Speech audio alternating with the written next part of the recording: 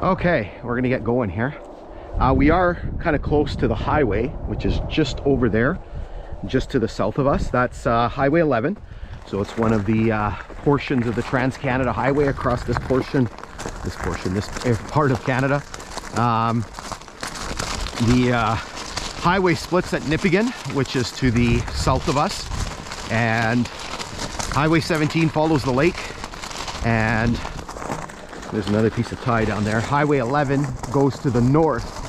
Highway 11 is a little bit longer to get if you're going to Toronto, but it's flatter, except for this initial spot here, but eventually it flattens out. And so the truckers basically prefer the northern route, the Highway 11 route, because it's a lot easier to navigate than Highway 17 along the lakeshore. Cloud rolling in here for the sun. Hopefully that's going to help us out. Ballast is still terrible.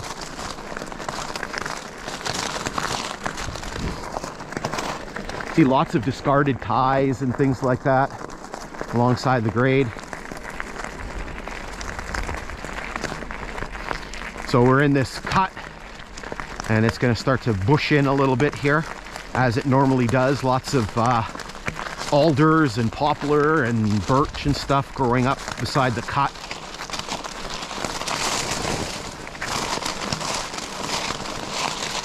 So I think we're coming up to milepost 82. Maybe.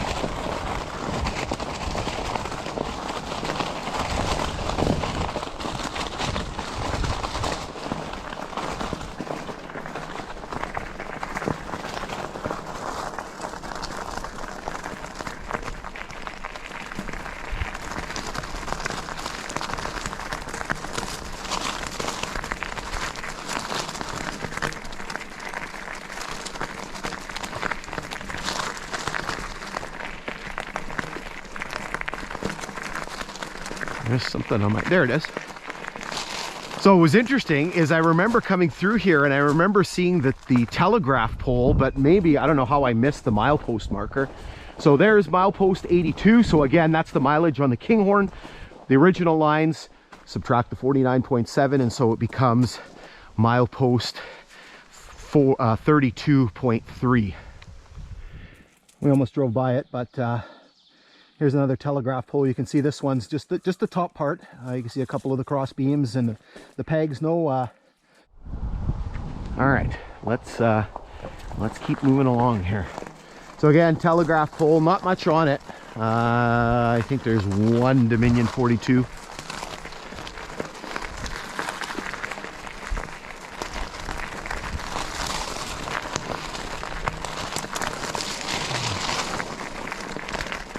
Had a nice day.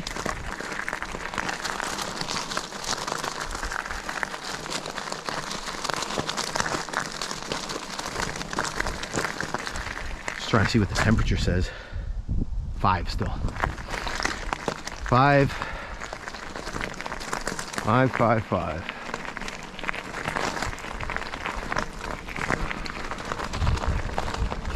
Again, wish there was a little bit more broken cloud so we didn't get these shadows, but I guess I can't complain. As I said this morning when I was coming up here, there were spots where you were getting like mist and sort of a light drizzle, and I was like, oh. It was supposed to be cloudy today. That's what the forecast said for this area, but doesn't look overly cloudy to me.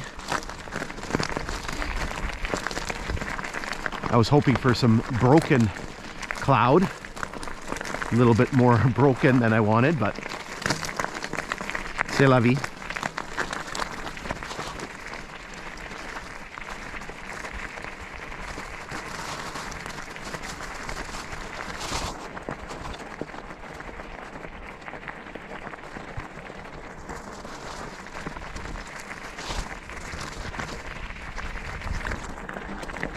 Another culvert here.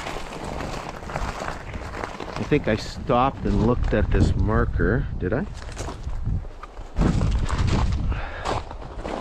I think I did, but I don't think you can read it. Yeah, it's just a bunch of gobbledygook. Okay, so we need to keep our eyes open here. We passed the milepost 82 marker. Need to watch. I made a mistake. I was thinking the 1 mile ahead sign for Fairlock was back there. It's actually up this way because it should be at 82.3. Just scanning the bush here. It's going to be basically a bit of luck if you find it.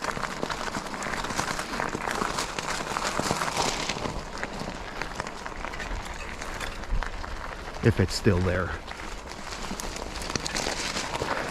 Those signs are very rare. There was one at Red Rock that is now gone. There's a couple at Kohut. I know basically where both of them are. I've seen the one for Zroback, not in its original spot, and one of the ones for Pass Lake I've hidden in a spot so nobody takes it. Probably that one will end up in a museum somewhere at some point.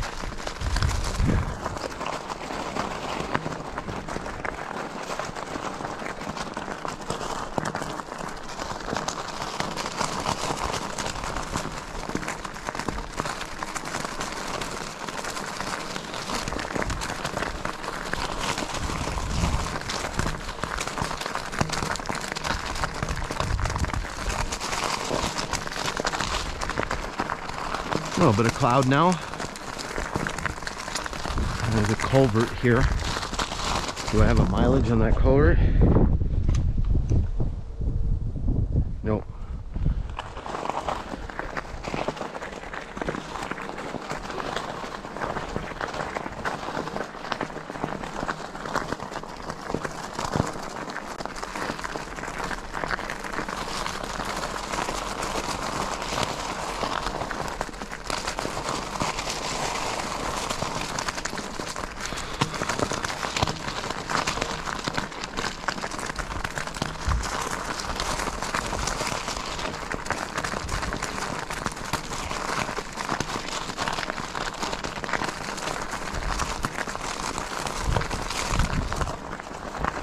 There's a telegraph pole there.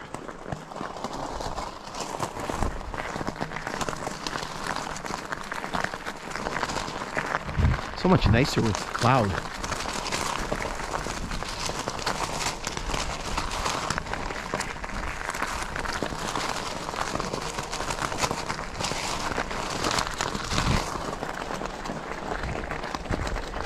There's a telegraph pole down there. There's one down there.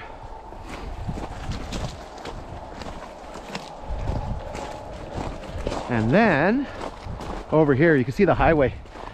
I don't know if you can see it. There's a white sign over there, which is the sign for the First Nation community, which is its English name is Sandpoint First Nation, but goes by its proper Ojibwe name, so it's Bingwi Neyaashi Anishinaabek. So there you can see a car going by right there. I don't know if you can see that on the camera, but there's the highway. And so here we got a couple of things. So you can see that there is some deterioration of the grade here. We got kind of this swampy area here.